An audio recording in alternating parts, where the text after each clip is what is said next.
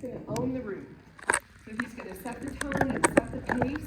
We've got Danny here to collect any cards you still have with questions. So raise your hand so Danny can come along and collect your card. We're going to get all the questions. And so the questions are going to get asked of all the candidates on 2 minutes. And so I'm going to turn it over to Rob because I know that you don't want to listen to me, you want to listen to them. All right. First of all, I want to thank you all for coming out on a Saturday. There's a whole bunch of other things you could be doing. A couple of things right up front. I will ask people to be respectful in the space. The party has a rule where we actually talk about decorum, that we talk about respect. Most of you probably have a candidate that you particularly like and all of that, but what we wanted to do with this forum is to give each one of them an opportunity to share with you their views, their ideas, and their plans. So again, we have some special guests that I want to acknowledge. And anytime there are young people in the room, we have to give them a hero's welcome. What's your name? Xavier. Here's Xavier. Everybody, let's welcome Xavier.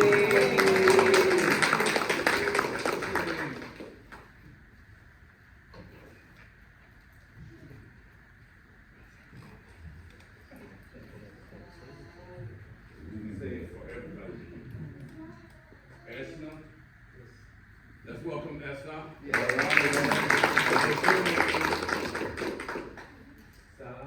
Let's welcome Salah. The reason I point them out is for each of us to recognize why we do this, okay? So we're gonna set the stage. What we'll do today is we're gonna give them 2 minutes to do an opening statement. Following that opening statement, we have a series of questions and we put them into categories. We probably will not get to everything you want to ask today, but that's okay. Put your questions and notes on the cards. We'll get them to the club to make sure we keep capturing what people are interested in. Once we've gone through the questions, toward the end, they will also have 2 minutes for the closing statement. Because we want them to fully answer the question, they will have up to 2 minutes to answer the question. You don't have to use the whole 2 minutes, but you will have that 2 minutes. Are we clear? As she was messing with me, but as we, used to say before we left church, all hearts and minds are clear right now? Let's get started. First of all, I will ask the seating arrangement. Sorry, go ahead. Oh. Not because of the location of the event, but what we did was we picked a number, they all picked the number and got a chance to pick where they're seated. Why? Because we want you to know we want to be fair in all aspects of this event, okay? So, because of that, and he got the last choice for the selection, Colin, we'd ask you to do an introduction and you start with your 2-minute opening statement. Sure, great. Thanks very much. Appreciate the opportunity to be here. My name is Colin Parent. I'm a member of the City Council of La Mesa. That's a jurisdiction right near here. And I'm running for the 79th State Assembly District. A couple of things about my background. I got elected first to the City Council in La Mesa in 2016. I was the first Democrat in 20 plus years to get elected there. Happy to say we've got a strong Democrat majority now. I grew up in the East County area. I went to Valhalla High School, went to UC San Diego for undergrad and NYU for law school before coming back here and practicing law at a law firm downtown for a few years. In 2010, I left and joined the Jerry Brown campaign, who was running for governor at the time. You might have heard we won. And I had an opportunity to serve in his administration for 2 years as an appointee, as the Director of External Affairs at the California Department of Housing and Community Development. From there, I was recruited back down to the San Diego area to work at the San Diego Housing Commission, which is a public housing authority for the city of San Diego. And then from there, left to join Circulate San Diego, where I work now as Executive Director and General Counsel. At Circulate, we do a lot of things, including research and advocacy around safe streets, affordable homes, and public transit. We've done work over the years here in Lemon Grove for our Safe Routes to School programs, among other things. Some of the things I'm really proud about in La Mesa is just last year we broke ground in the first 100% affordable development in 30 plus years in La Mesa. We doubled the number of staff members on our homeless outreach team, connecting people to services and homes. And these are some of the big priorities that I want to work on if you all choose to elect me to the assembly. When I go door to door and talk to voters, by far the biggest things that I hear from people is we got to do more about homelessness. We got to make sure the rent isn't so outrageous. We got to make sure that people have opportunities to buy homes that they can afford. Those are all things where I have a really substantial amount of experience and passion. And with your help, I'm looking forward to getting up there into Sacramento to be able to work on your behalf to address homelessness and housing affordability throughout the 79th and throughout California. So again, really appreciate the opportunity to be here and look forward to spirited discussion.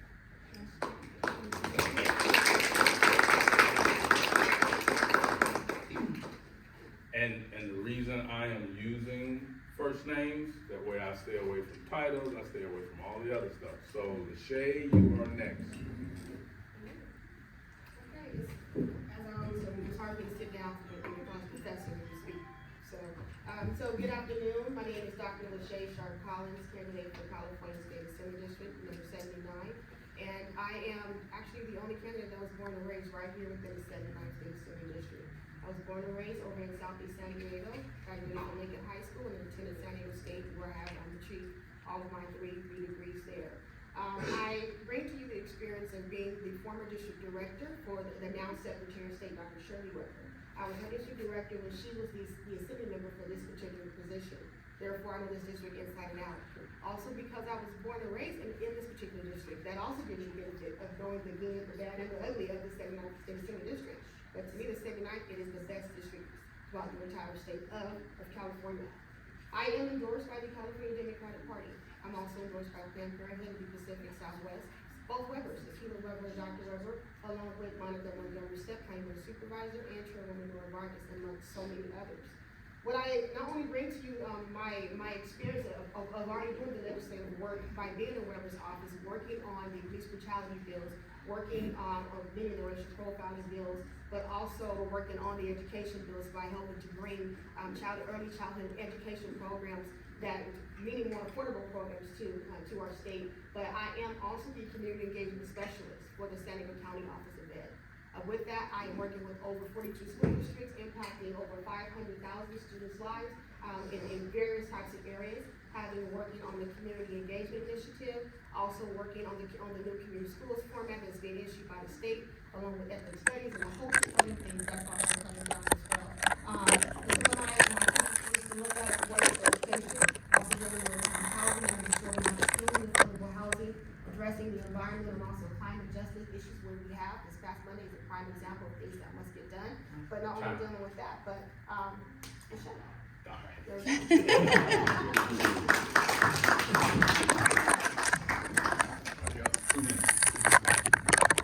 afternoon, everyone. My name is Racquel, Vasquez. I currently serve as the mayor for the city of Living Grove, and I am passionate about public service. And I'm a two-time elected mayor with proven and effective progress that's been made right here in this city. You know, it's all based on working with the community, but also working with staff to get things done. Now, you may ask, well, who is she? Well, you know, number one, I'm your neighbor, and I live in the 79th Assembly District, born and raised in the state of California, Los Angeles. And what brought me here to San Diego County was my husband, Jose Vasquez, which joined us today. And he served 24 years in the United States Navy, and his service to our country inspired me to serve in my community. I'm a mom. I have two daughters who were raised in this district, who went to school and on to college to achieve their degrees, and they're doing okay. But also, I am a dedicated public servant. And so, when you look around in Living Grove, it's not the same Living Grove that it was before I got elected. Number one, we've improved our economy. Number two, we've paved more streets in this entire city.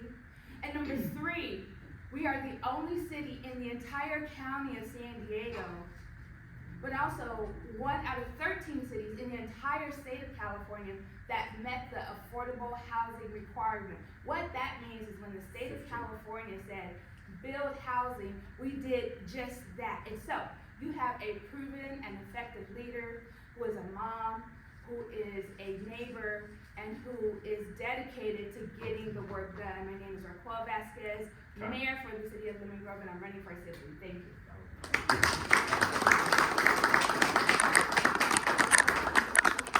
The first set of questions are going to be in the general category. There are a few things. These questions were submitted by members of the club. These questions will be general in nature, but they're designed for us to get a better idea of who you are and your past history. Question number 1, and we're going to start with Racquel. How much time? We will give you 2 minutes to do this one as well, because again, we want to hear the information that you have to provide. So the question will be, what is the history of your work for working class citizens? Can you give us your history of working for working class citizens? My history in terms of supporting working class citizens revolves around life. As serving for mayor of the city, it's a part-time position, so I work myself. And I'm a union member. I pay dues and I've done that for over 23 years. In terms of supporting working class individuals, that's important because this state is the 5th largest economy in the world. And so we need to make sure that we have opportunities for people to work, but also make a fair wage. And how do you get that done? You get that done by making sure that there's policy in place at the local level, but also policy in place, which is legislation at the state level. And my goal is to make sure that people get a fair wage for the jobs that they're doing. Here in Lemon Grove, when I got elected as mayor in 2016, we had 216 businesses doing business in this city. Today, we have over 400 businesses that are active and doing business, providing jobs for people so that they can live. And so when we talk about jobs in the economy, that speaks to my heart, and I take that love for people and for making sure that we can do all that we can to maintain and improve quality of life. I'll take that to Sacramento. Thank you. Colin, what is the history of your work for working class citizens? Well, thanks for that question, and thanks to who submitted it. I think throughout my career, I've been extremely focused on public policy matters that benefit poor and working class people. In my starting from when I began my service working with Governor Brown's administration, I worked at the State Department of Housing, and we were responsible for overseeing the affordable housing investments by the state of California throughout the state.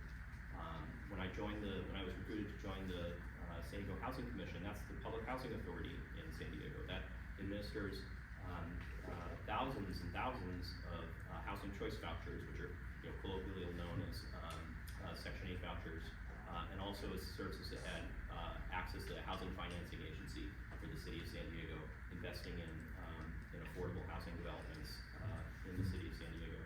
At Circulate San Diego, not only do we work on housing issues, but we're one of the leading organizations advancing policy and advocating for more funding for public transit.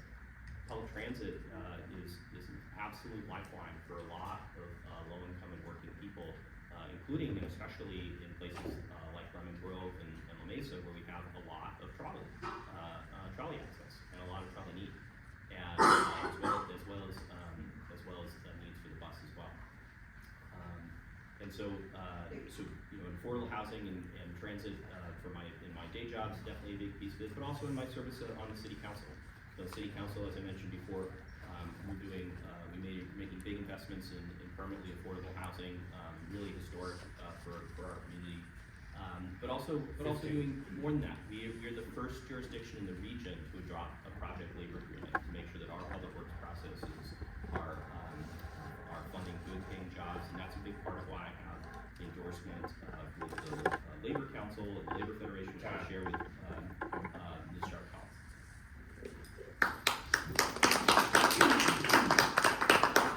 And what is your history of your work for working class citizens? So I too am also a proud union member. I'm a union member of the California Faculty Association. We just recently striked, and so we did actually win that strike, and we're still going through some contract negotiations with that. But, so I have never caused anyone to pick one, always there, to stand true and tall. And also, during my time in Dr. Weber's office, we worked on voting rights, act responsibilities, so we did work in that avenue. Also, I was instrumental in making sure that we had the early education program that was built out for all of our veterans.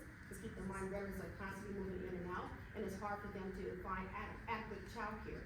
So we were able to create the sliding scale that's now being used across the state to make sure that people can actually afford to pay for childcare. We've also been supportive of PLAs throughout the entire state of California, but also the 79th district. We've been instrumental in bringing EBT cards to the college campuses. Under our leadership, we were able to now allow those that are getting food stamps to now use those cards on college campuses. Prior to Dr. Weber coming in office and my team doing the work, that never existed. We've also opened up the food pantries, and we have implemented the legislative policy for that, that's requiring college campuses and our elementary schools, or really school programs, to also have the food pantry programs. I've launched the apprenticeship programs and also done a trade as well, not only for the San Diego County Office of Ed. We host these apprenticeship fairs, but we've also done that through Weber's office as well. Under my leadership through AAAE, I've given out thousands of scholarships to middle class families and low income families for them to also attend not only four-year universities, but also community colleges. And I've done interview trainings through my department and the different boards that I've served on through Planned Parenthood and others. And we've also provided vision and dental care vouchers, so that way people who have not been able to go in to get vision and get glasses and also be screened for dental services. We've done that and brought haircuts to the community as well for families who were in need as they were preparing for job interviews and preparing for school.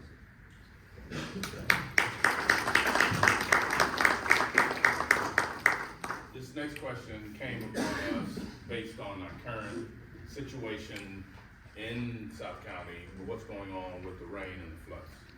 And based on the rotation, LaShae, you're up next. Please share your present position and how you have responded to the flood. How can that action be a template of what we could expect from you at the state assembly? 2 minutes. Okay. So, my current position is that what happened should have never have happened, in all honesty. My family has been impacted. My mother's here. I know that we had some flood damage to our home, and there's other family members as well. But we should have known the information. The city should have known the information, the county and also the state. What I have done is I have been working with our city and also county. I've done walkthroughs, but I've actually physically gone out there immediately after the storm and have been working to help families out who were in need. I've been able to provide PPE equipment for families as well. I've also posted information to my website in regards to the storm. So every time somebody wants information, it's on my Facebook page, it's also on my campaign page as well, in regards to this, because this is my community. When I say I'm born and raised in Southeast San Diego, my community was hit the hardest in regards to this. And so what happened should not have ever happened. Storm drains, the channels, they must be cleared out. This was a clear message to let us know straight out that nobody really paid attention to, nor did they really care to do the work for this particular BIPOC community. At the state level, it is my duty to make sure that the money that's coming down from the state, because there's no money allocated in the state budget to do this, we need to make sure that money is going to be allocated at the state level. And I need to make sure that I hold the county board of supervisors accountable for the money that's coming down, and also hold the city council accountable for the money that's coming down. You cannot treat this area as if it is a third world country, in my personal opinion. You do the channels, you clean them out over in La Jolla, you clean them out over in Del Mar. That same work should have been done here. And I hate that it took for this type of disaster to wake people up to see that it's impacted, have been underserved for quite some time. And I've been saying that for years because I am a resident here. And so I will be a strong advocate for funding, but also accountability, and making sure that we do everything we can to clean out these areas and treat these communities equally, let's say that equitably, but we know that that's two different levels. So we have to pay attention to the social economic needs that's here and provide the services.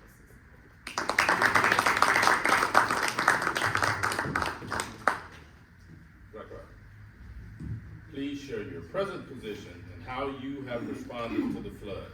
How can that action be a template of what we could expect from you at the State Assembly? 2 minutes. So, I'm gonna do three things here. Number one, just give a little background on storm. Number two, what action took place here in the city of Lemon Grove. And number three, what lessons we can learn from the experience that we had. The kind of storm that we had was a 1,000-year storm. It doesn't happen here in San Diego County.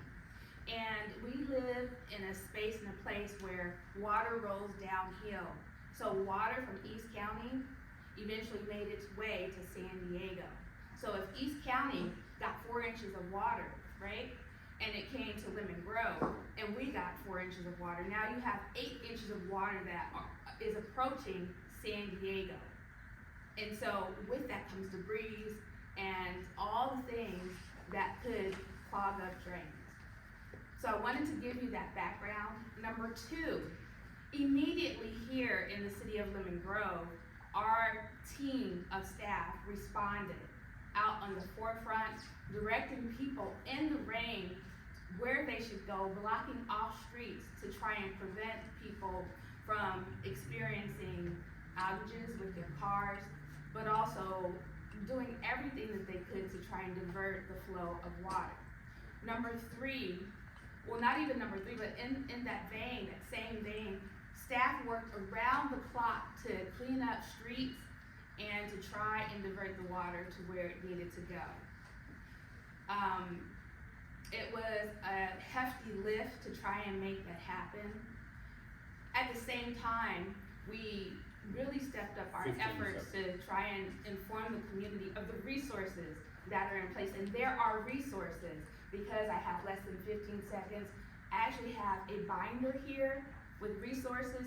So if you want to take a look at it and see what kind of resources you can tap into to help, it's right here for you to see after our meeting.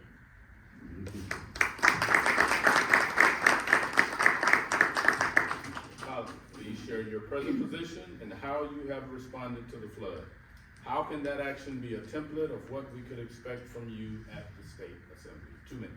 Great, thanks, Rob. So I'm on the City Council of La Mesa, and as part of that, part of my job is, so a lot of, like, the formal job is like you go to the city council meetings, you vote on certain things, but I also think that there's an important component to this where you're a leader in the community. People are looking to you for advice and for guidance. So I did a lot of things in the course of the storm just to like share information, repost things, make sure that people have information available, and not just in La Mesa, but in other communities adjacent to it as well. And I think that definitely is a preview for how I would serve also as an assembly member in this area. And then in the last week, I've done a couple of volunteering things that I think is also reflective of how I'd operate as an assembly member. I was in Encanto a few days ago helping fill sandbags for residents. We took my campaign manager, we took off the campaign for a minute and did that for a few hours. And then just this morning, I was also volunteering in South Crest, one of the areas that's the worst hit in the region, and distributing information with partners at the City of San Diego to residents about where they can find some new resources, including letting them know about the new community information center in Mount Hope. So those are some things. And let me just also say, but really, practically, like, there's some real stuff that we can do here. There actually is state money for stormwater. So the city of La Mesa actually got a grant a number of years ago, and that's why we were able to make those handsome median improvements on University Avenue that some of you may have seen with some vegetation in it. Those are sorts of things that the state does make some investments, but it's going to be really important to have people be conscious and mindful of those investments to make sure that they're being invested in the right place and they're being invested equitably. And I think it's not people are not going to be surprised to hear that there's a lot of disinvestment and not a fair amounts of investment coming into communities in the 79th, and it's going to be really important for us to have a representative who's aware of that and who can address it. Thank you. And based on our rotation, Colin, you're up next. Oftentimes in the community where you live matters, and this question came in. And the question is, East County, Spring Valley, and Lemon Grove specifically are often left They are a left-out voice for the District 79. What are you going to do to ensure that our voices and needs are heard? Colin, you have 2 minutes. Yes, this is a big, I mean, all the districts are big. There's like all the assembly districts have like 500,000 people in them. But I think one of the really interesting things about the 79th is that there's such diversity within the district, right? We go as far east as El Cajon and as far west as parts of North Park, right? And I think if you told people in North Park they live in the same assembly district as El Cajon, they'd be surprised, right?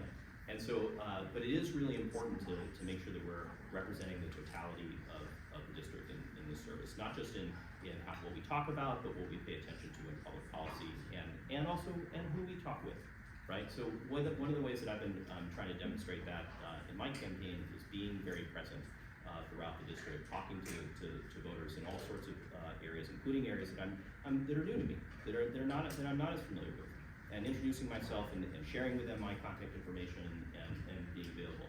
I don't think it's going to be difficult to imagine that East County is going to have be top of mind to me if I'm elected, because I grew up in East County. I went to Valhalla High School. I grew up in the Rancho San Diego area, and I serve on the city council in La Mesa and have been for almost full terms now. So actually, I'm sort of answering a different question: how am I going to be present and representative of the rest of the district? But I think that is also going to be really important question to ask of those of us who live in East County. Are we going to be able to keep top of mind the totality of the district? And absolutely will be, and think that's really important. I've shared my contact information with everyone who's a voter in La Mesa. They've all gotten mailers from me, but all of my contact information is on the ballot, is on the sample ballot that gets sent out to every voter in the 79th, and it's on my website. People can call and text me directly to my cell phone, because I think it's really important for elected officials to be open and accessible and responsive to the concerns of their community. Thank you.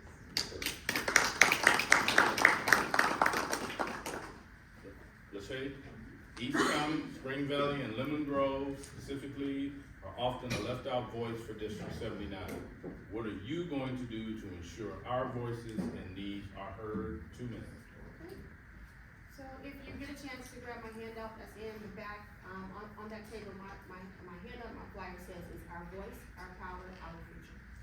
Collectively, whenever we come together and bring all of our voices together, the sky's the limit. We cannot be stopped. And so what I would actually continue to do, should I be elected to this particular position, is make sure that everyone is being heard. I have to meet you where you are. So what that means, I have to bring my information to you. When I was the district director for Dr. Racquel, it was imperative that we hired a representative from each part of our district. So that means I will do the same thing, continue to hire different representation from each part of the state district, but also not just from each part of the district, but someone to represent each form of diversity that actually exists within the district. That is important because you have to have different perspectives, different mindsets. That is extremely important in order for you to move things forward. Not only will I diversify the staff, but also make sure that we have some representation from across the 79th, but I will bring the legislative brainstorm sessions to you. We've gotten bills passed from East County, we've gotten bills passed from the Mesa, we've gotten bills passed through Lemon Grove, all types of things. I'm talking about you as constituents, bringing forth the ideas to the state assembly member, and then we brainstorm those ideas and turn those into legislative proposals to introduce. That's one way to make sure that your voice is going to be heard. We have to make sure that we come to you to find out what is of interest to you. As the community engagement specialist for San Diego County Office of Ed, I always tell some of my team members whenever they go out, the best way to connect with people is stop trying to come in and try to solve a problem. Sit down and listen to them and ask them one key question. What is it about you that you wish I knew? 15 seconds. And once I lay that out there, what is it about you that you wish I knew? That door opens up for people to have an honest conversation. Because that's what people want, is honest conversation, not for you to come in and actually be a stepstone. So therefore, I will be someone who will come out to your community, diversify my actual team, and make sure that your voice is going to be heard, because together our voices equal power.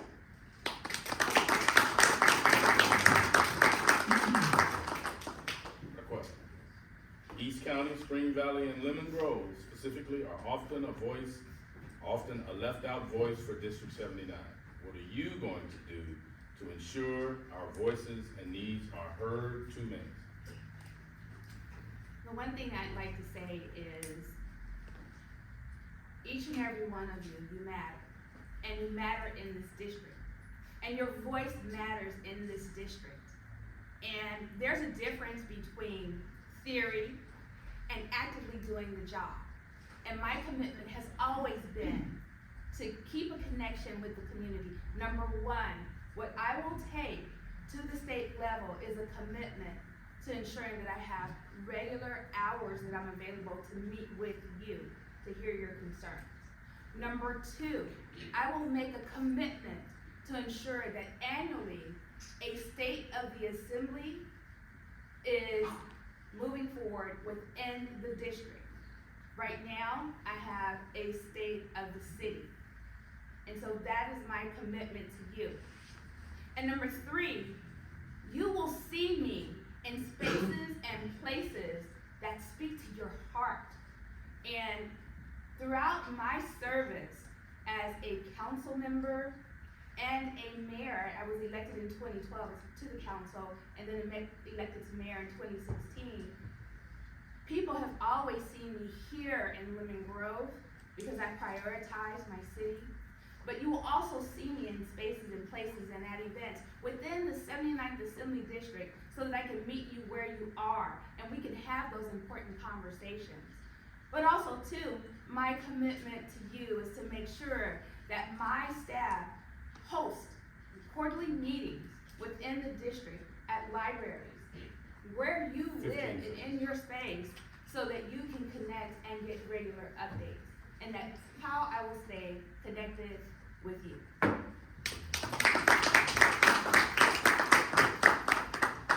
Based on the rotation, Racquel, you're next. What we want to do now is move to the topic of housing and homelessness. And we have several questions that were submitted, and we're going to get through a few of them, and we're still monitoring the time.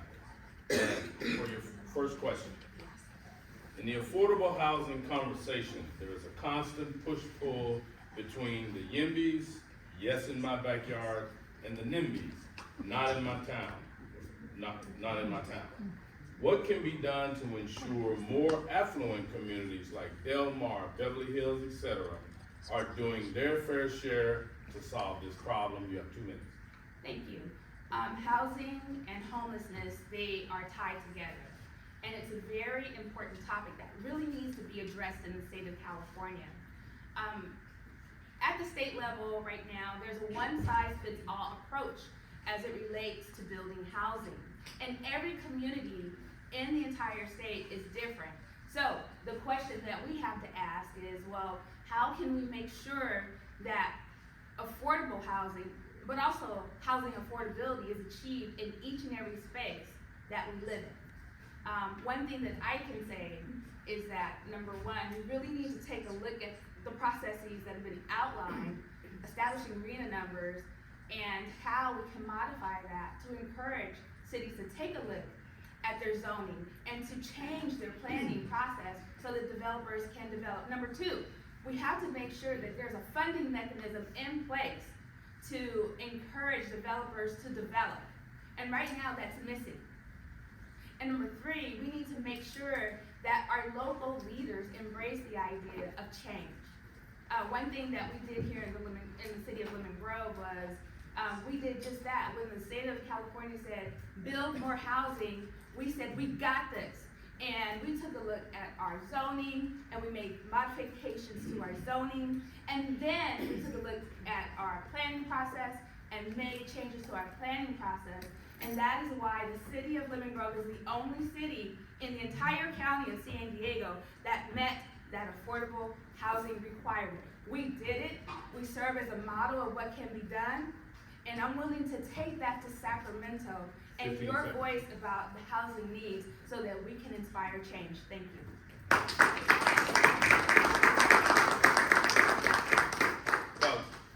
Yeah, this is a great question. So I'm very interested and committed to housing affordability. We have a severe supply and demand problem in California. Way more people want to live here than there are homes for them. And the result is that homes are too expensive.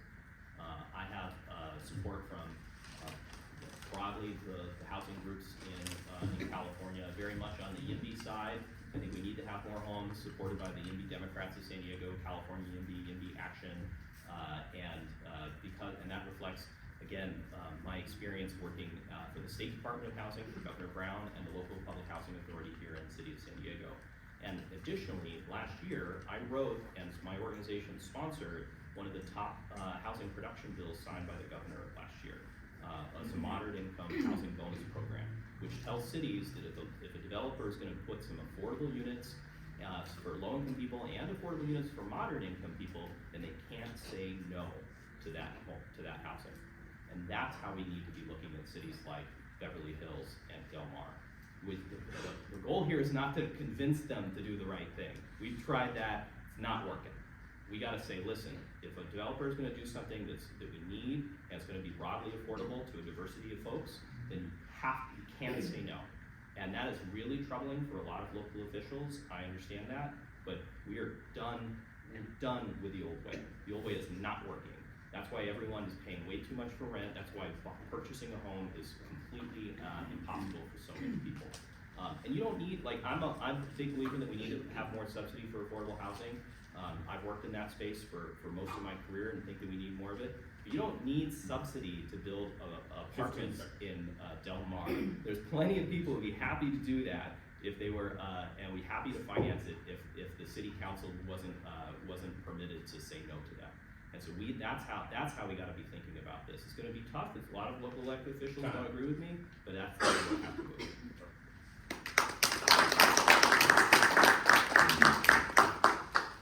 LaShae, 2 minutes.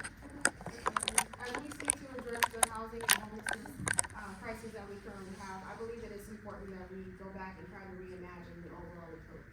We have to start thinking outside of the box.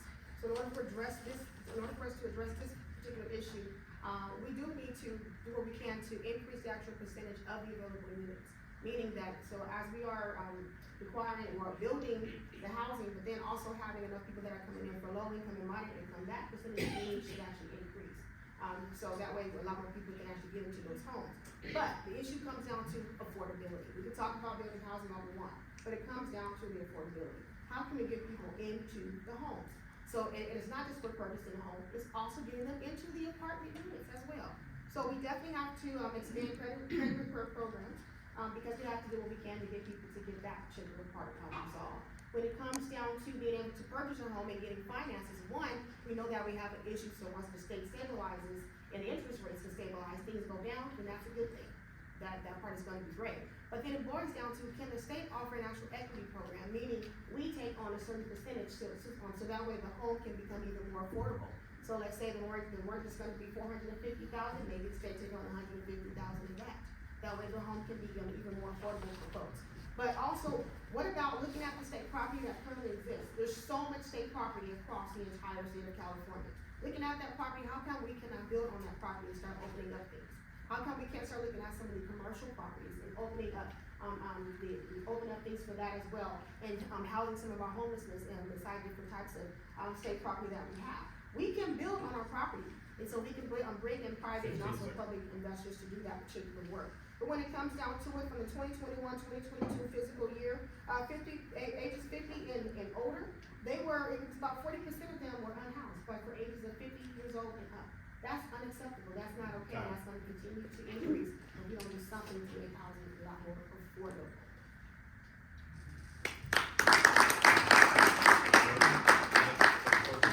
Based on the rotation, and in order for us to make sure we cover a number of subjects, I have one more question for this topic, but we're only going to give them 1 minute for this particular question. And the question is, do you support renter protections and rent control?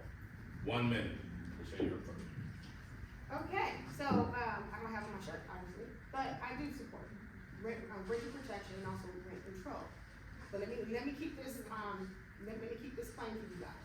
This has to deal with rent control for those that are actually commercialized. But when it comes down to the moms and pops, those of us who have our own houses for which we are renting, it's hard for you to have rent control now. So I'm actually giving you a whole balance here. Rent control is important. I know how hard it was for me to purchase a home. I know how hard it was for me to pay rent. I know people right now that are paying rent for a one bedroom that's $1,800 or $2,400. $3,000. $3,000 and so forth. That is completely unacceptable.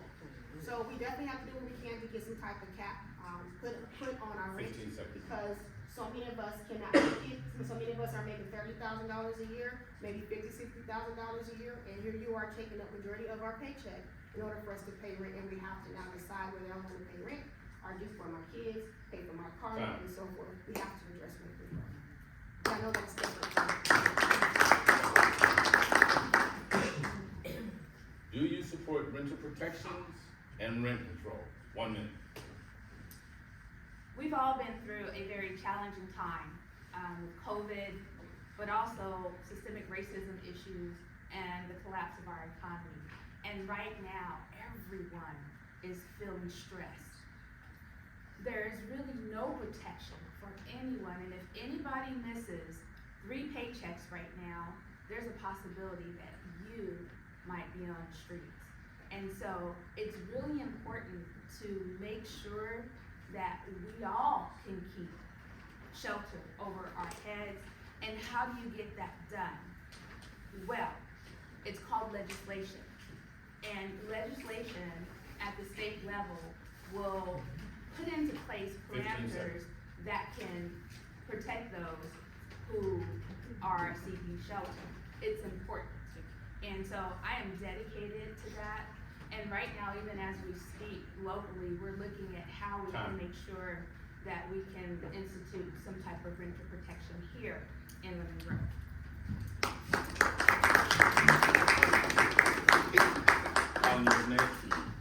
Do you support renter protections and rent control? Yeah, so we need the best answer to the challenges for renters is we need housing abundance. There needs to be more homes for people so that they're broadly affordable. We absolutely need a full slate of renter protections. We need to make sure that renters are treated well by landlords. We want landlords to be able to have to compete for renters as opposed to renters having to compete for landlords. One of the biggest important things that's going to happen in the time of whoever gets elected in this for this assembly seat is going to be how they're going to vote on extending California's anti-rent gouging law. So we have a law in California that says that renters can't experience rental increases be above like a certain percentage, like 3 or 5% above inflation. That's really important. We need to make sure that that's preserved. It's going to expire in the next few years, and I'm strongly committed to voting to extend it. That's something that that absolutely should be top of mind for renters and for people who have a concern about unaffordable California. Thank you. The next topic we're going to approach is the economy. This next question is a bit long, and if you need me to repeat it, just let me know, and we will do that based on the rotation. Colin, you're up next, and I'll read the question. Since 2020, every American has felt the impacts of hyperinflation. Inflation has slowed to 3.4%, yet the price of goods is not coming down because corporations are hoarding higher profit margins.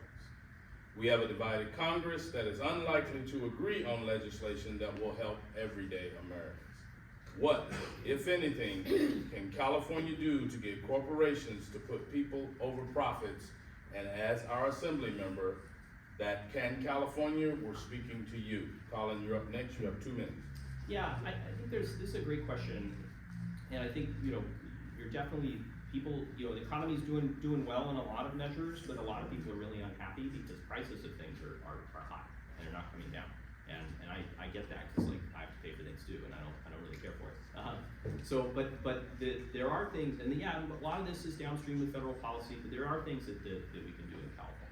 So one of the most important things we can do is support our elected executives like the Attorney General, like the Governor, who are tasked with enforcing some of the existing laws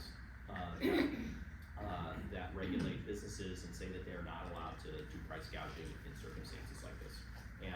So we actually have good laws, but it requires enforcement, and it requires having elected officials in the legislature backing them up and saying, no, we think this is important, we want you to do that. But let's talk about the biggest area where we see price inflation is really where the rent that people pay, right? It's the cost of buying a house, the cost of affording a new mortgage. And those are all things where, this is where, going back to housing, because this is really a fundamental challenge that we have in California. So many of other problems are downstream from our housing challenges. So we need to be, again, making sure that we're preserving our anti-rent gouging laws, telling cities like Del Mar and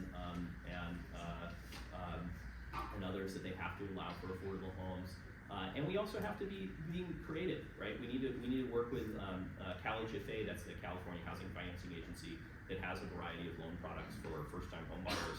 We need to be making more investments in those things, figuring out ways to allow for people to get loans and to get on that housing ladder without having to suffer through the really challenging interest rate environment for first-time buyers. So I think there's a variety of things that we have to do, and I think, but very, very upfront and foremost, we need to be taking seriously the fact that costs are higher and it's a challenge for households.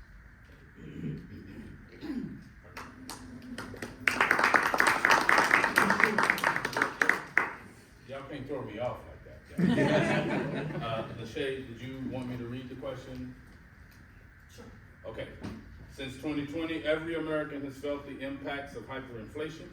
Inflation has slowed to 3.4%, yet the price of goods is not coming down because corporations are hoarding higher profit margins. We have a divided Congress that is unlikely to agree on legislation that will help everyday Americans. What, if anything, can California and you, as our Assembly member, do to get corporations to put people over profits? 2 minutes. All right, so first things first, accountability and transparency. Those are extremely important. You have to hold everybody accountable. You have elected your local congressional team. You've also elected your local state team and your city council and so forth. Everyone needs to be held accountable. All documentation and material should be 100% transparent. When it comes down to price inflation, I'll tell you, we're talking about gas, we're talking about food, clothes, electricity, tell me about it. Even if you have solar, some of us is getting 2 bills. So you have electricity, you have water, and then you have the cost of vehicles have gone up. A used vehicle is the same amount as a new car. So you have price gouging going around everywhere. But for me, it would be important for me to do what I know that those who have came before me have done. They have been the moral compass of the assembly. They have reminded people of who they are. They have reminded people of where they have came from and just how far they can go. But remember, you didn't get there without the support of your voters. So it's important for you to keep your voters at the forefront. Come to them, have conversation with them, hear what their concerns are, and make sure that you are addressing it from their perspective. And I do recall Dr. Weber saying, hey, how come you guys are not doing things for seniors? We're getting older, and here I am, I'm only 43, but I will be a senior. There's things that have to take place at the state level to remind people that you're only gonna get older. So if we cannot fix things for our kids, we know it's gonna be hard for us as adults, as we continue to grow. So that's one thing that I will continue to do is make sure that I work with our local elected officials, but also work with our federal elected officials and also the state assembly and senators in regards to make sure people are being held accountable and there's real transparency, and we remind people who they are, where they have come from, and why the heck they are elected in the first place. And that's exactly what I do.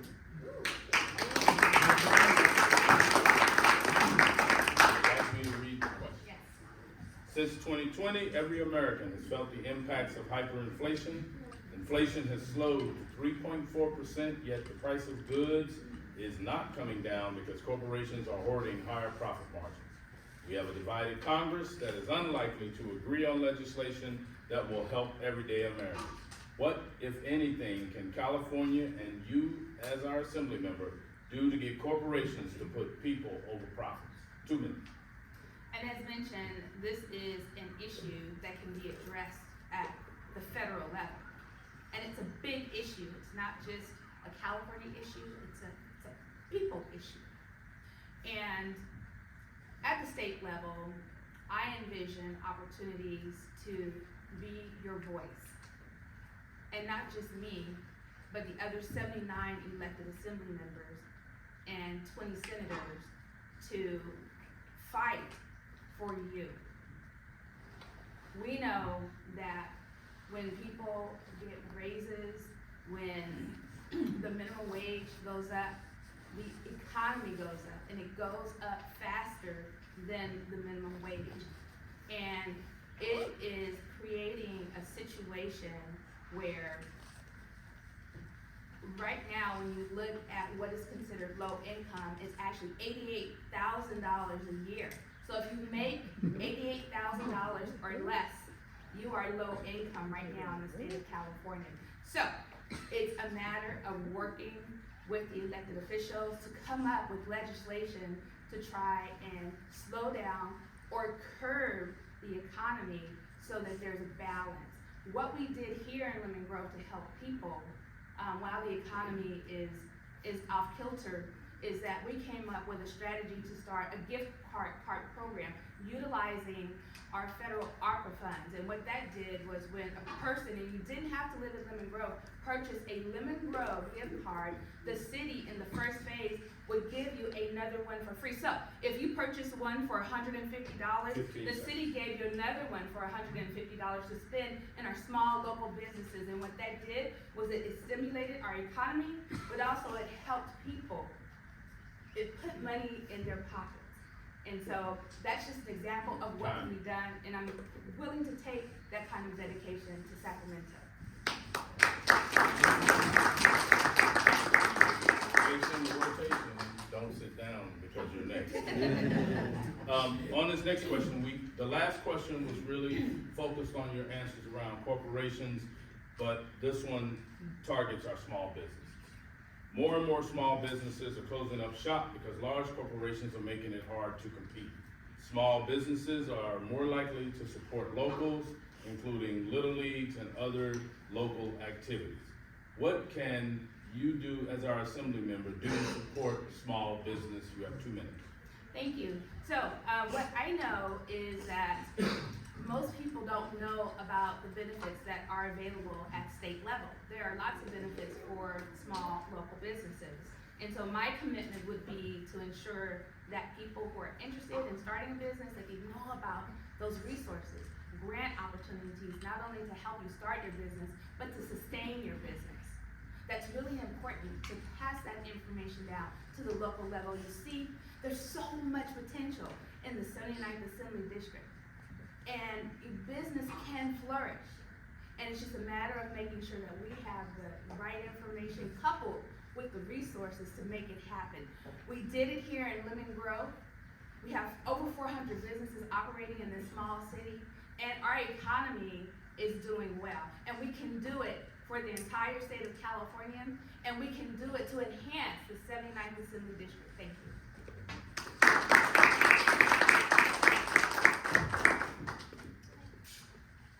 Colin, you need me to repeat it? No, I think okay. Yeah, thanks for the question. 2 minutes. Yeah, so when I worked at the State Department of Housing, we did a lot of work around enterprise zone reform. It was one of the big programs at the time that was helping support businesses in California. But it was kind of a wasteful program. We had a lot of problems with it, which is why it got replaced. But in the course of that, I worked a lot with the Governor's Office of Business Development, with a lot of the organizations throughout California who work with small businesses and try to help that. And so I do think that there's a lot that the state can and should do to help facilitate these sorts of things. And had some similar experiences in La Mesa. We actually funded through some of our ARPA funds some of the a small business incubator in the city of La Mesa, and a number of the alums have already opened up some small businesses in La Mesa. And I think things like that are good models to follow in places where the state can and should make further investments. But then also, too, is anyone else run a small business or a nonprofit, anything like that? Yeah, I'll get a couple of hands up there. There sure is a lot of paperwork. There sure is a lot of paperwork. I run a nonprofit, and we get, every year we get a thing. You gotta fill out this paperwork to reassign yourself to the Secretary of State's website. Okay, great. We could do that there. Then you get another paper saying, oh, we got this. Here's a similar form for the Attorney General's list of organizations. Like, why are we doing these two? Why are there two lists? There's a bunch of these little small things that I think that add a lot of difficulty for people who are either running a small business or a small nonprofit that we need to re-examine. And we can do some of these things to make things easier to operate without having to sacrifice, consumer protections or other things. We just have, but we have to care about doing that, care about the challenges of running a small organization, and adopt policies that make it easier for people to operate those things. Thank you.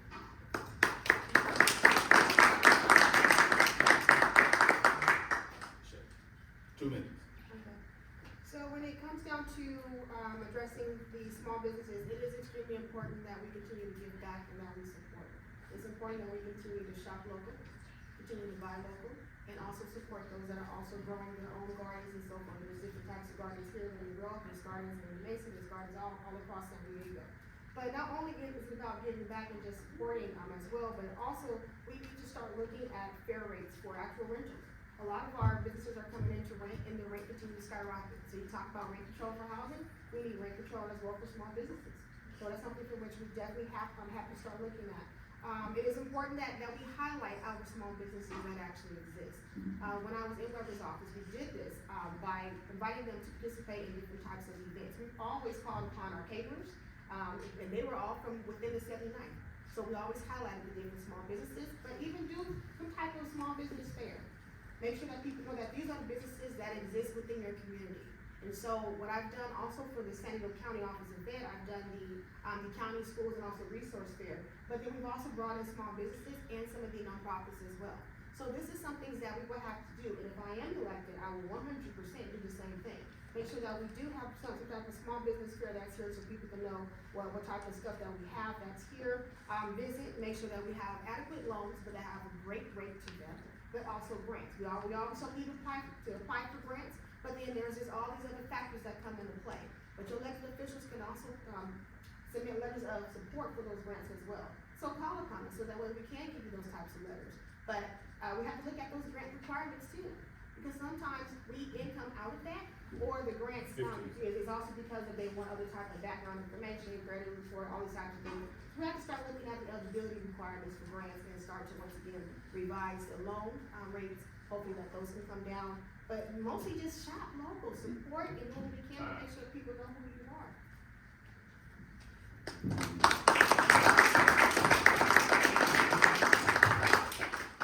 Based on the rotation, I should have let you know before you sat down. This next question, we talked about corporations and we talked about small businesses in the economy. But this next one is actually about the number of living wage jobs. And how do you support working families, and how do you increase the number of living wage jobs in this new economy? 2 minutes, LaShae. So that goes back to what I was saying before about how I've already been helping by hosting job fairs, doing job trainings, internships, making sure that we have not only the sliding scale so that way kids can actually be able to afford to go to some type of early education program. Those things still have to exist. But as far as the livable wages, the state is already doing that work. We've already, of course, asked for the low income, not low income, but for minimum wage to increase. But you guys have already said it yourself, and we just talked about it. Once minimum wage increase, what happens? So we have to address the whole inflation situation. But it's all about making sure that, yes, we need to have adequate jobs that are coming in, jobs that are going to obviously offer us more than $450,000. Kudos to San Diego City College for paying their employees now $60,000 to ensure that they can have a quality of life. These are things that we're gonna have to do without always having to have policy. Keep in mind, trying to make legislation for some things can make things difficult. Some things we can just do because it makes sense to do it. And that's what City College has done, it's just done it. And so, when it comes down to, for example, In-N-Out Burger and all these other places, they also have increased the minimum wage. So these things are very important. When I was on the board of Planned Parenthood, we also increased our wages as well. And we continue to increase the wages to make sure that we hit that $25 mark. And we're at $22 an hour. So there's things that we continue to do. Currently on the board of Educational Enrichment Systems, we've done the same thing. Our employees are now getting paid close to $30 an hour. Because we know we know just how hard it is to live here within San Diego and the entire state. So I will continue to advocate for quality wages. But just know that as we continue to provide more money, inflation's gonna go up, and we have to do what we can to address that problem first.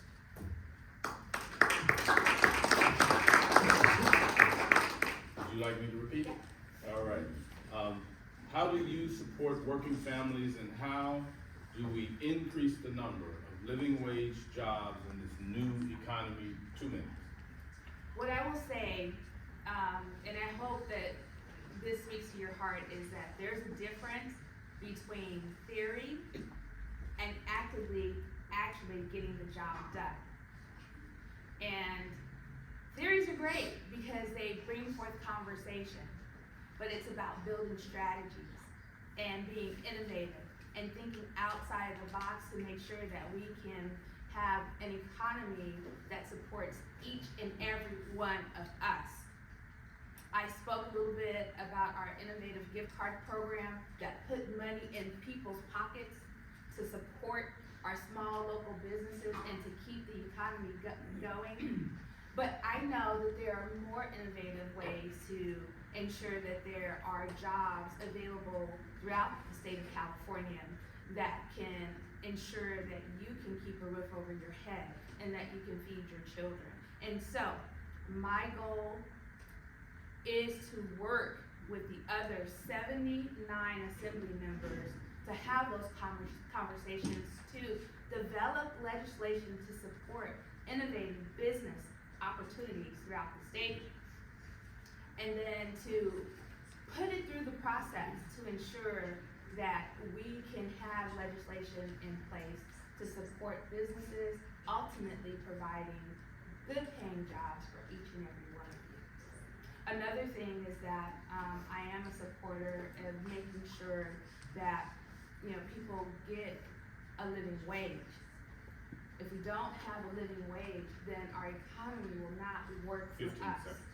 And so just know that I'm committed to that. I'm doing it right now, and I'm willing to do it at the state level too.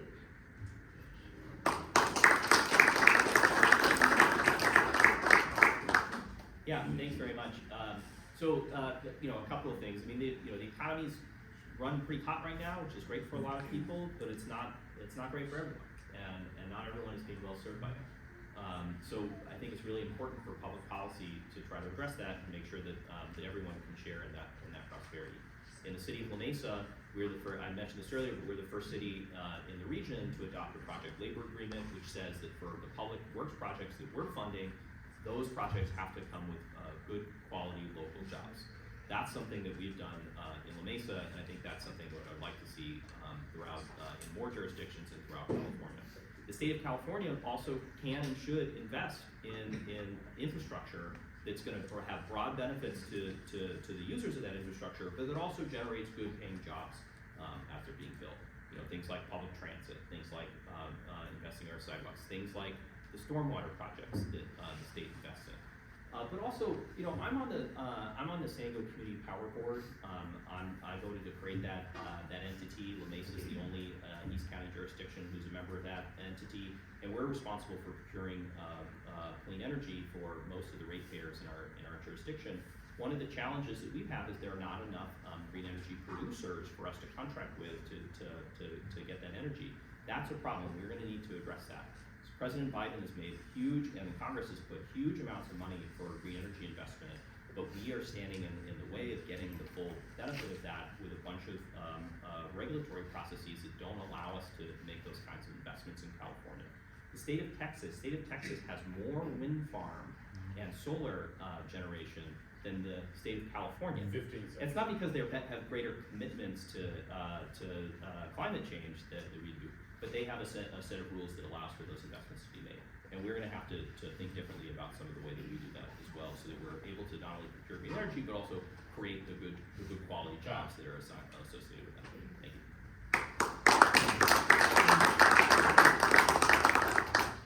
We're going to move to our next topic area, and interestingly enough, it's the environment. When we start talking about the environment, many of these situations, issues that we discuss can be complicated and can be difficult, but I'm sure each of you will be able to handle this in a way that will ensure we understand your position on these issues. So, Colin, you're next up. I'll start with this question. In your current role or roles, and then thinking forward to being elected as the assembly member, or in your current role or roles, what have you done to combat climate change, and what has been the impact so far? We'll start with that question, 2 minutes. Yeah, thanks for that. Great question. So, my day job, I run a nonprofit called Circulate San Diego. We do a lot of work around transit and locating homes near transit. That's a major part of local jurisdictions' climate action plans. The biggest part of our climate and GHG inventory in any region is the amount that we drive. And so, figuring out ways to allow people to get around without driving or being able to drive less is a key factor in that. The city of La Mesa is the first East County city to adopt a legally enforceable climate action plan. Very excited about that. I was on the council when we did that, and we're implementing that today. The city of La Mesa also was one of the first founding members of the San Diego Community Joint Powers Authority, which has a commitment to procure 100% of our energy portfolio as green energy by 2035, and we're well on our way to doing that while also keeping rates lower than SDG&Es. So I've got quite a record on climate. I also was a former board member of the League of Conservation Voters in San Diego, and I'm proud to share that I was endorsed earlier this week by Climate Action California in this assembly race, reflecting the substantial work throughout my career on addressing climate change and environmental issues. So in the assembly, we already talked about a lot of those things, making sure that we're building clean energy, making sure that we're holding corporations to account, making sure that we're investing in the kinds of clean transportation solutions like public transit, like sidewalks, like safe bicycling facilities. These are all things that we need in order to meet the needs of the community and also meet our ambitious but feasible climate goals. Thank you. And LaShae, you're up next. In your current role or roles, what have you done to combat climate change, and what has been the impact so far? 2 minutes.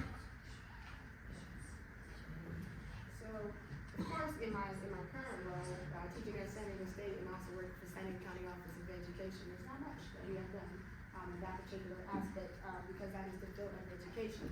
The one thing that I can say though is that when it comes to the field of education, we have been looking to ensure that we are increasing the education to our students in regards to climate and also environmental justice. So that is something that we have been actually pushing out further in regards to the overall curriculum. While in Dr. Weber's office, there was a lot of things for which we've done in regards to addressing and reducing the overall carbon footprint. And so there were different types of legislation that was pushed forward over those 9.5 years that she was in office pertaining to climate action. As we address climate action by expanding our renewable energy sources, we know that we definitely have to start looking into the public transportation. One of the things that I think that we need to start doing and the state should do is invest in electric vehicles for us. It's going to be very difficult for us to move forward and actually purchase these vehicles, one, because of the price of inflation, but also two, when it comes down to it, in order for us to reach a certain goal by that time span, you want us to go electric, well, a lot of us can't afford it. So I think that the state should start moving forward and figure out a way for us to fund the actual electric vehicles as well. There's some issues when it comes to the 79 district. Right now, the trolley tracks here is not working, but we have some different climate issues and environmental issues because the trolley's coming through there, but about 1 o'clock at night, have you guys ever heard that train come through? Okay, we don't know what's on those trains, but we know that it's freight trains. It's going down to the shipping yards. That is a big concern. We have to address that. We don't know what's coming through at night on those different trains when the trolley is not running. That is a big issue for me that we have to address. I have asthma, my daughter has a medical condition, and that has to be addressed. Also, in the 79 district, we have cancer clusters. When you think about the district, we have a big population, meaning the leading cause of death in San Diego County is cancer. But however, in LA, the leading cause of death is heart disease. That's an issue for the state of California, and that's an issue for the 79 district, because that's where the cluster is.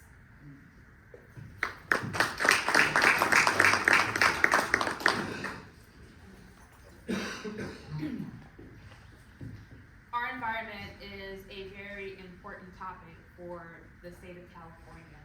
One thing that I like to tell people is that, while, you know, we are known to be the golden state, it's important that we continue to maintain the word green. Green in terms of making sure that our economy flourishes, but also green in terms of protecting our environment. And I'm committed to that. One thing that I can tell you, in terms of actually doing the work, we have passed the most progressive climate action plan here in the city of Lemon Grove. We are now rolling into our third year as a tree city. And when you plant trees, you actually reduce the temperature within an area. And we actually celebrated being a tree city last year in April. We are building more housing around our public transportation systems, and when you drive around, you actually see that housing being built right now as we speak. And we are installing charging stations.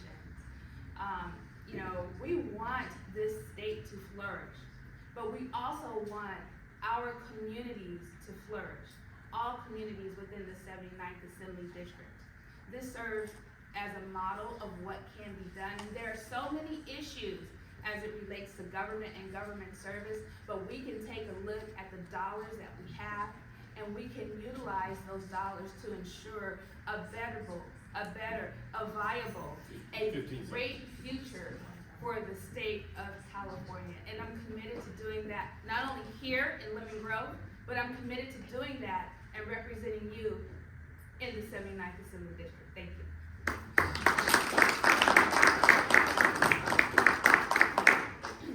This will be a 1-minute round, and Racquel, we'll start with you. The question is, what is your position and definition on climate justice for the 79th District? 1 minute.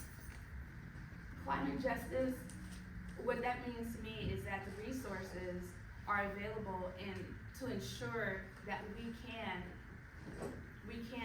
make sure that our environments are environmentally friendly. As I mentioned, installing those charging stations, making sure that people have access to those, making sure that we are doing everything that we can to reduce the incidences of illness-causing, I'll say, illness-causing, I'm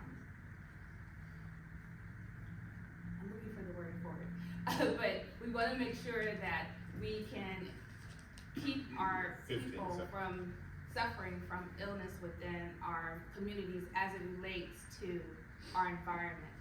And I know what the problems are, and I'm committed to doing the work and coming up with solutions to try and alleviate those problems. And I say, let's work together to make that happen. Colin, 1 minute. Your position on climate justice in the 79th. Yeah, so, climate justice, climate change is happening, the world's getting warmer, and the consequences of that are being experienced disproportionately, right? So people in lower income communities, people in communities of color suffer more from that than other areas. So give you an example, right, things are getting warmer, folks in Del Mar don't have to pay as much for air conditioning as people out here in East County, right, because it's warmer. And things like the stormwaters, the big storms that we saw this last week, that's downstream of climate change. Those folks in the Southeast San Diego, folks in Southcrest were experiencing the bigger brunt. We had some challenges here in East County, but they were more severe in those other areas. 15 seconds. And what we need to do is we need to not only identify that this is a real phenomenon, we also have to work to make sure that we're addressing it fairly and equitably. Make sure that the funding that we put forward for these infrastructure improvements that are necessary are being placed where they're needed and in a way that's fair.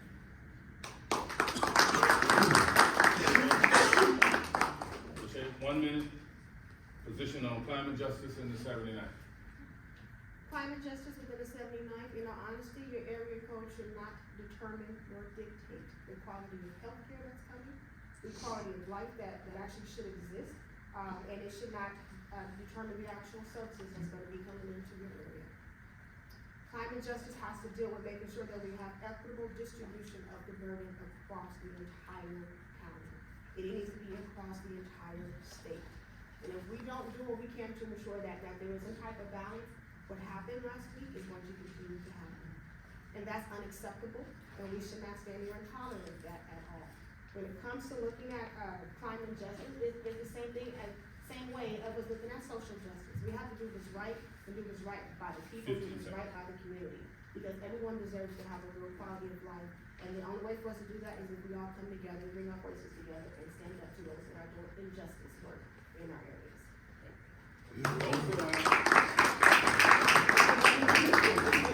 We're gonna do, I'm picking up the pace because we have a lot of stuff we wanna cover. So I hope y'all are okay, but I'm gonna push them a little harder now. Y'all feel good? You ready to go? All right, let's get with it. 1 minute question. LaShae,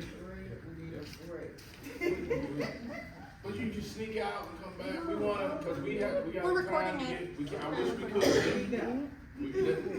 So, 1 minute round. Corporations are increasingly purchasing carbon offsets, areas of forest that are intended to be preserved to offset carbon emissions in order to claim a net zero in their carbon emissions. Do you agree with this practice, or do you think corporations should be required to reduce their carbon footprint? 1 minute. Okay, you need to go back and say, you said a lot. All right. Corporations are purchasing offsets for their carbon emissions. And the question gets to, do you agree with this practice? Or do you think corporations should be required to reduce their carbon footprint? I think that they should be required to reduce it. I also believe that we need to start looking at some of the local community works that's taking place, such as Grid Alternative, and there's other places as well that are doing work. And we need to start making sure that we here in this room are becoming stakeholders in this particular process. So I do think that, yes, they need to do what they can to reduce it, but I also think that we also should become a stakeholder in this process. So that way we can, do what we can to get it done and make sure that it's being something that's equitable across our cities and our counties and our districts.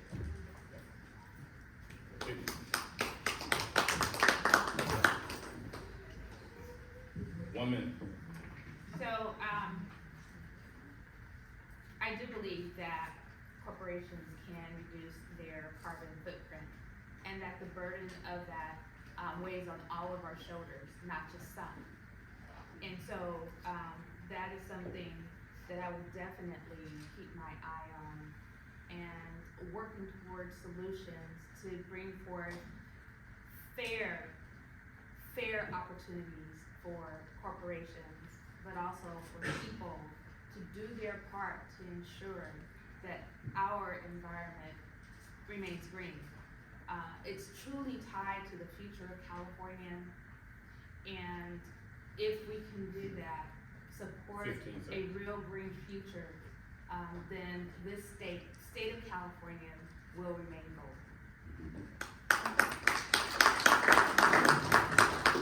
About in 1 minute. Yeah, I think I don't think we should be looking at this as a yes or no answer for carbon credits. The problem with some of these carbon credits is that some of them are like kind of fake, right? Like companies are saying they're giving some money for something, but they're not really. But there are some carbon capture projects that are good, that are real, that are being like primarily financed by the purchase of some of these credits, and so those things are good. So I think we have to try to make some distinction between them. I think what's important at the end of the day is reducing greenhouse gas emissions, and as long as we're actually doing that, I think we should be open to different ways to do it. But we need to make sure that we're holding organizations accountable, businesses and the others who are collecting those credits accountable to make sure that they're actually doing what they're saying they're doing. That's the most important thing, as opposed to, I think, a more binary question of whether or not they should be allowed in any circumstance.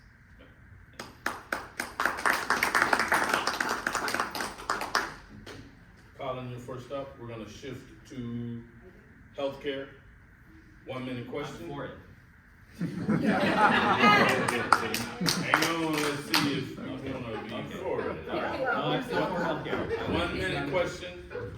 Do you support single payer healthcare in California? 1 minute. Yeah, so I think the proposals that I've seen on the table for single payer in California aren't like financially viable. I think if President Kamala Harris wants to do a national single payer, I'm very open to it. But the way that it would work right now is that the last study that I saw, it would cost like $500 billion of additional new monies to do single payer in California, and that's like substantially larger than our entire state budget. And so I just don't think the math adds up.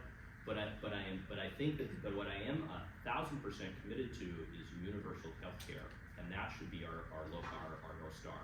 And if we can do that through, single payer is one way to do it, but there's also a lot of other ways. You know, President Biden ran on allowing a public option for people who didn't have other things automatically being enrolled in that. I think programs like that would be great, and so I think that should be what we're focused on, the outcome. I think the means, I'm perfectly flexible on. LaShae, do you support single payer healthcare in California? So if we can get it funded, to get it done. But the issue is the fact that the state cannot afford it, and if the state was to do it, we would go back. That's just clear. So the federal government will have to be the ones to handle that. But what I am 100% for is quality healthcare for all. So I'm not gonna sit here and put one over the other. The bottom line is we need quality healthcare. We need it now. And if we can get single payer implemented and get the funding there, great. Let's move forward. If we can't, we need quality healthcare for all. So it's going to be equitable and going to be accessible to everyone who needs it.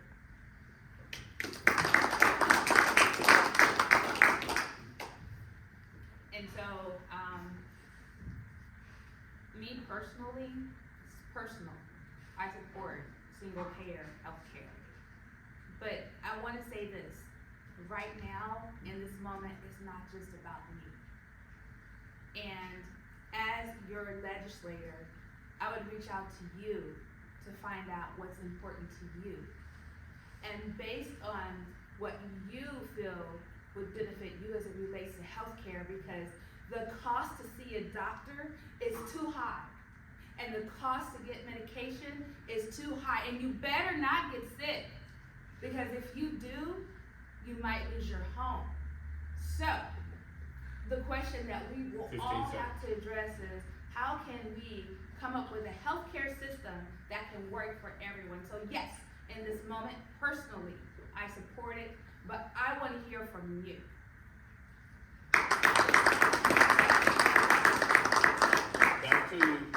Back to you, Racquel. Yes. This one, I'm not gonna do 1 minute, I'm gonna do 2 minutes, because there's 2 parts to this question. And for everyone here, do me a favor, let's hold our applause, let them get through the question, and we'll just applaud them all at the end of the question. All right, here's the question. Do you support access to abortion? And do you agree with California's current policy allowing people from out of state to access abortion care in California? 2 minutes. Yes. All right. Let me, you do it. No, I wasn't even ready for that to be done. Colin. Yeah, yes and yes, and I'll add a little bit more to it too, is that, you know, we have to be, not only is reproductive choice have to be a part of what we provide in California, we also have to realize that we're in this weird state nationally where different things are happening in the national level, and we're going to need to be prepared for and it's already happening now, but we got to continue to be prepared. That people are going to be coming in from other states trying to access reproductive care, and we need to make sure that we're doing, not only are we saying yes to that and helping facilitate that, but also making sure that they can do that safely without consequences back home in their other states. So we had a discussion in the city of La Mesa just earlier this year about sort of a license plate reader thing for the police department, right? Which is useful for solving certain crimes. But one of the things that we had to make sure that I was really keen on is making sure that we weren't going to be sharing that data across state lines, because there was a concern, and advocates for reproductive choice have shared this. There's a concern that law enforcement agencies from other states will use those kinds of information to prosecute women in their states where abortion access isn't legal. And so that's like a sort of a second layer stuff. It's like not what's been top of mind for a lot of folks. But I think it's gonna be really important for decision makers in California to keep those sort of second order issues in mind, because these are challenges that these are challenges that maybe we didn't have earlier. This wasn't the central discussion around reproductive choice access, but it's going to start being, it needs to be, so that we're able to not only provide those options for people in California, but also to recognize that what we do here and the permissions that we have here need to make sure that people are able to access them fairly and safely who are coming in from other states. LaShae. So, yes. And yes. Of course, I'm going to say yes, especially because I served on the executive board of Planned Parenthood for the Pacific Southwest for 6 years until this past year. So I was a part of the application for, of course, taking the bans off of our bodies. Okay? Today I don't have it on, but I typically wear that, bans off of our bodies. But it's also imperative that we continue to have our right to choose. Some legislation for which we champion at Planned Parenthood has to do with AB 576, which is Medication Abortion Equity Act. We've also managed, so we looked at the MCO tax for Racquel, provided ongoing funding for Medicare abortion equity and the infrastructure payment. We've also looked at AB 583, invest in efforts to improve health care for pregnant and birthing people, also AB 492, behavioral health pilot program for the reproductive health care, along with a host of others. Those are just a couple of legislations that I've been a part of advocating for as serving on the board of Planned Parenthood of the Pacific Southwest. So, heck yeah, I will be an advocate. 100%. So, yes and yes. Don't sit down. You can applaud for that whole section. Honestly, we won't be able to get to all these questions, so if you put some questions in that we didn't get to, we're really trying, but we still have other areas that we haven't had a chance to go to. We're gonna give you 1 minute on infrastructure. And what I wanna know is, infrastructure across the nation has seen decades of deferred maintenance. Congress passed the Build Back Better to address our crumbling infrastructure. I wanna add that we have the Inflation Reduction Act. We have the Infrastructure Act, but also we've got the Justice 40 initiative. The question is, as an assembly member, what are you able to do to ensure that those funds get to our community and specifically the 79th district? And you're up. 1 minute. As I said before, accountability and transparency. So here I am advocating for the funding to come down from the state. It's going to the county. Counties are going to distribute good money down to the cities. But it's up to me to make sure that all the money that I know that's coming down for this district is being allocated to exactly where it needs to go. That means I have to not only deal with our county board of supervisors and also the Season of the Grove and the Mesa and other ones, but I would have to be a true champion there and making sure that, hey, I know how much money came to your city, where is it going? I need to see the proof of where it's going. And that's the biggest thing that any of us can do, is make sure that we're doing accountability and transparency. And not only just too often people do check the box type of things. I don't want this a check the box type of process. What I want is, okay, now we put that money there, is it working? Now we need to have the assessment of that. Is it working? If it's not working, what else can we do to now change that?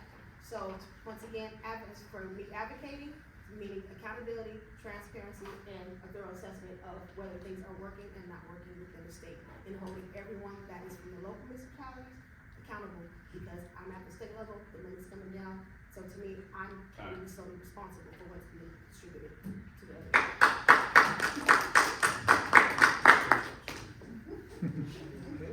Thank you so very much. And so what we know is that, there has been a lack of investments in infrastructure throughout the entire state of California. And I'd like to bring that home and say, even for the city of Lemon Grove right now, we have a $55 million backlog in infrastructure improvements, and we are not alone. So when you take a look at government agencies and you take a look at our schools, there's significant investments that are needed in terms of infrastructure maintenance and infrastructure improvements. And so my commitment as your assembly member would be to make sure that they have at the state level what they call community investments that can happen on an annual basis, and making sure that government agencies and those who are qualified, that they apply for those funding, for that funding when it's available. So, thank you. Colin. Yeah, so infrastructure spending is very, very important. It's something I work on both as a council member and also as someone who works at Circulate San Diego. And there's actually a lot of money that comes from the state to local governments for infrastructure, especially road repair. And I don't think cities are always using it well.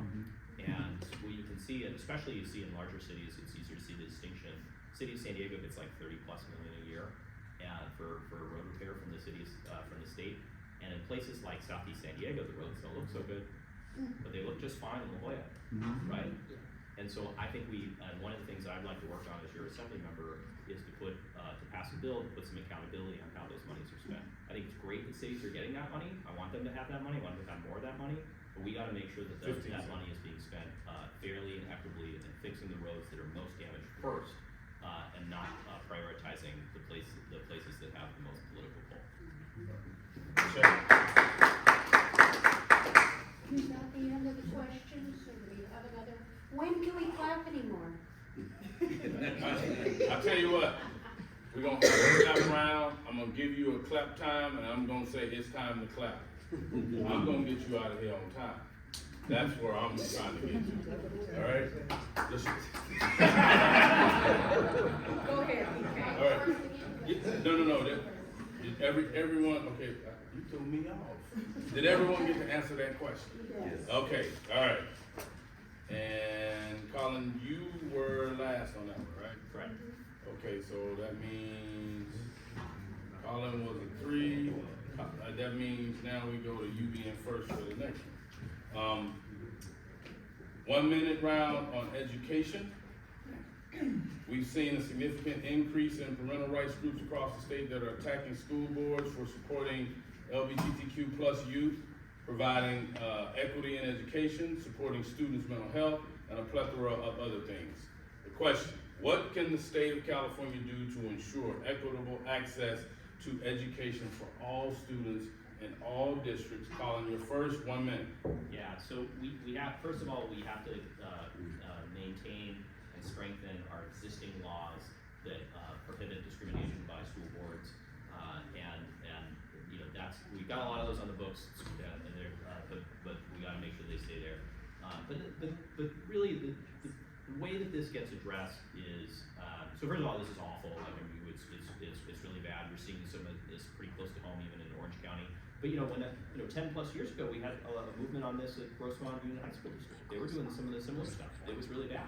And so what we need to make sure is not only are we supporting good, progressive leaders who are going to administer the school boards appropriately, we also have to support our executives, like the Attorney General, like the Governor, who have just recently, stepped in and said to those bad actors, no, that's against the law. We're not allowing that in California, and we need to be strongly cheerleading those kinds of efforts.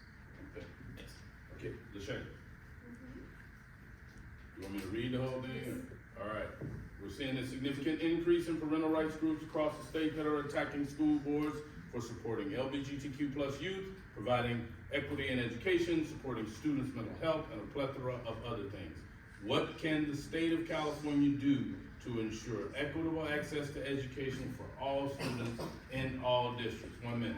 So as of right now, the state is doing everything they can to 100% strengthen the education laws. And so yes, we know that some of the affirmative action have actually been pulled out of our university system. So it's up to us to try to put the affirmative action back into university systems, which is dealing with the whole, the admission requirement. What the state is doing right now is they have officially implemented community schools. So with the community schools initiative, that is now requiring that all of us 100% get involved. Yes, they have the LCAP, and which is the local control accountability plan, LCFF, but the community schools model, that is a model to where everyone has a voice, meaning us as community members, and that we're partnering with the LGBT centers. We are partnering with our mental health services and programs. We're partnering with a number of community-wide organizations because it's community schools, meaning we are addressing the whole child, which means not just the child, but also the families that are being addressed. And then through that process, we have advisory boards to 100% advise the actual school board, but also to advise the state in regards to what's working and what's not.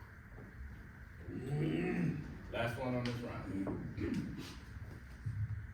seeing a significant increase in parental rights groups across the state that are attacking school boards for supporting LGBTQ+ youth, providing equity in education, supporting students' mental health, and a plethora of other things. What can the state of California do to ensure equitable access to education for all students in the district? 1 minute. What the state of California can do is ensure that there's equal access to equal education for all, regardless to your background, regardless to your nationality, regardless to your beliefs, and regardless to your gender preference. The most important thing right now as we speak is that we make sure that our students are educated. And right now, that's just, we're missing the mark just a little bit. And I'm talking about, you know, the K through 12 level. And so we need to put together legislation to support that effort and really walk away from opinions regarding 15 people's seconds. background, nationality, or their human right preference. And that would be my focus, really making sure that we can improve the quality of education in all communities, and especially the 79th Assembly District. All right, applause right now.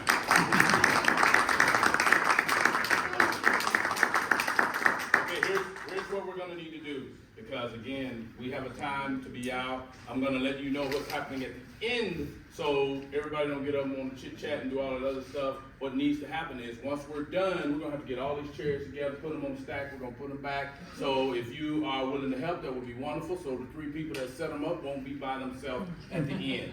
I wanna thank all of the candidates for coming out, answering as many questions as we could throw at them, and we still didn't get done, and that's because you are really engaged in this from a number of areas. We're gonna give each of you 1 minute to close, and I wanna thank you all for doing this. I wanna thank each of you for being here and engaging in this process, and we'll start. Who went first when we started? Okay, so you go last. That means we'll start with Racquel. 1 minute. 1 minute. So I'm a proven and effective leader who really works to make improvements for all. And it's through service. What you heard today is based on data and facts. It's not manufactured, it's not made up, and it's not because I have a personal agenda. You see, my agenda has always been service. Service to people and service to you. And so, right now, as we speak, you can take a look at my website and see a list of accomplishments. But also you can see where I represent our district on different boards and committees. So my name is on the ballot. It's the first one, and you know, after you do your research, I encourage you to vote for me. Thank you.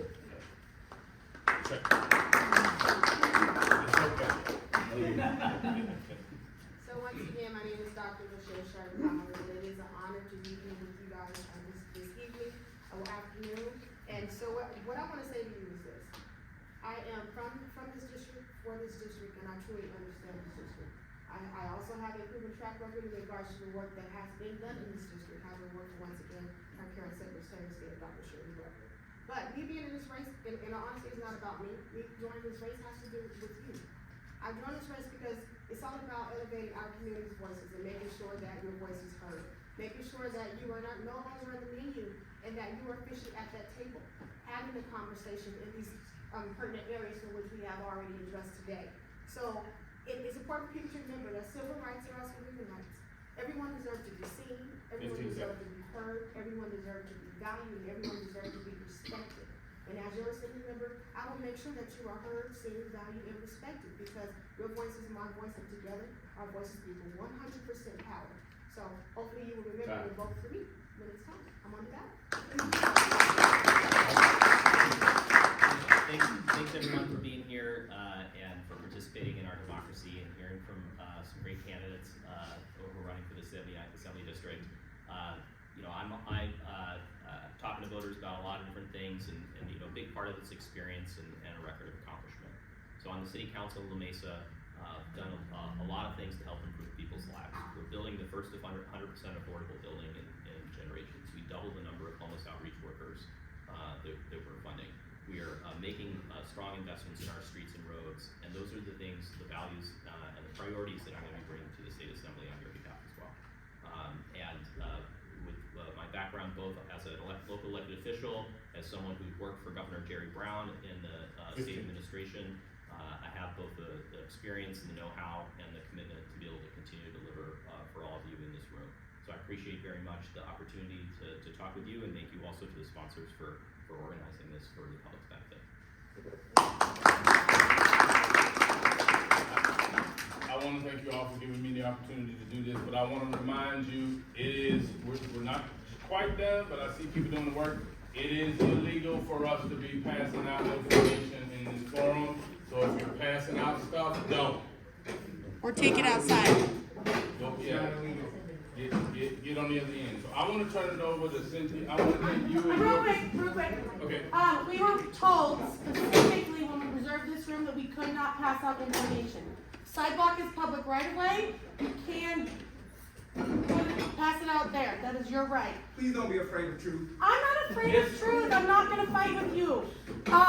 The other thing is the candidates specifically were not allowed to pass out literature. Some of them have made literature available if you would like it. They also were not allowed to specifically ask for your vote or ask for money. Those were rules that were put in place for us to be able to have this forum here. If you do want to stay connected with any of the campaigns, there are sign-up sheets over there so that we can get that information to them. We're just trying to abide by the rules coming through the county.